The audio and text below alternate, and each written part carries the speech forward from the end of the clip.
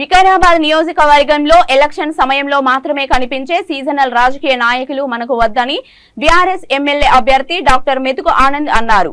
వికారాబాద్ నియోజకవర్గ పరిధిలోని మోనిన్పేట్ మండలం రాళ్లగూడుపల్లి, బూరుగుపల్లి గ్రామాల్లో ఆయన ఎన్నికల ప్రచారంలో పాల్గొన్నారు. ప్రజల సమస్యల్లో, సంక్షేమంలో, అభివృద్ధిలో ప్రతి సందర్భంలో మీతోనే ఉన్నానని ఆయన అభ్యర్థించారు.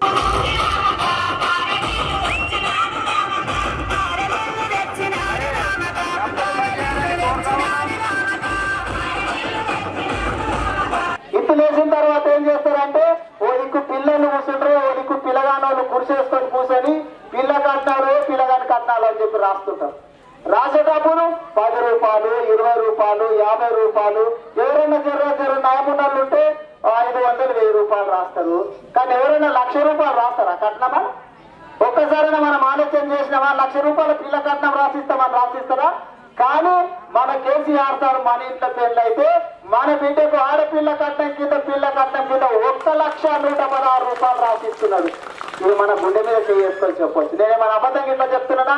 నేను వెళ్ళిపోయినాక కూడా ఈ ఆనందం వెళ్ళొచ్చు గిట్లా చెప్పింది కట్నం రాసిచ్చిండు అనుకుంటే ఇప్పుడు మీ అందరు మన ఇళ్ళ పెళ్లిళ్ళు అయితే కూడా అవుతున్నాయి.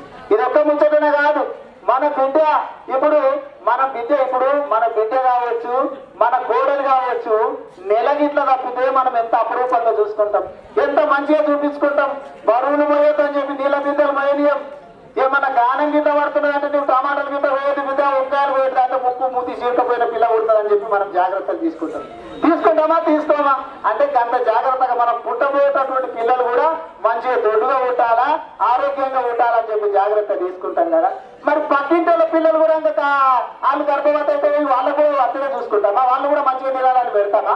వాళ్ళని కూడా మనం చూస్తామా? పక్కింటోళ్ళని కూడా మనం చూడని ఈ రోజుల లోపల మన బిడ్డలో, మన కోడలు, మన చెల్లెలో గర్భవతి అయితే ఆ గర్భంలో ఉన్నటువంటి పిల్లగాడు కూడా దొడ్డుగా ఉండాలా, మంచిగా ఉండాలని చెప్పి తేనె, ఖర్జూర పండు, గోళీలు ఇస్తున్న ముఖ్యమంత్రి ముఖ్యమంత్రి కాదా? ఇవి నేను అబద్ధం గిట్ట చెప్తున్నామా చెప్పు? మన పిల్లలకు కేసీఆర్ కిట్ అని చెప్పి గర్భంతో ఉన్నప్పుడు 2 సార్లు కిట్లు అయితే ఇస్తున్నాడా లేదా? పుట్టినోళ్ళకే కాదు, చిన్నపిల్లలకి కాదు, పుట్టబోయేటోళ్ళకు కూడా ఇస్తాడని చెప్పి ఏ ముఖ్యమంత్రి అన్న మనం అనుకున్నామా? మనం అప్పుడప్పుడు ఎప్పుడు గుర్తొస్తాడు దేవుడు అంటే ఇప్పుడు ఆమెనే గర్భవతి, ఆమెకు నొప్పులు వస్తున్నాయి అనుకో, అందరిలో కార్లు ఉంటాయి, అందరి కార్లు ఉంటాయా? మోటార్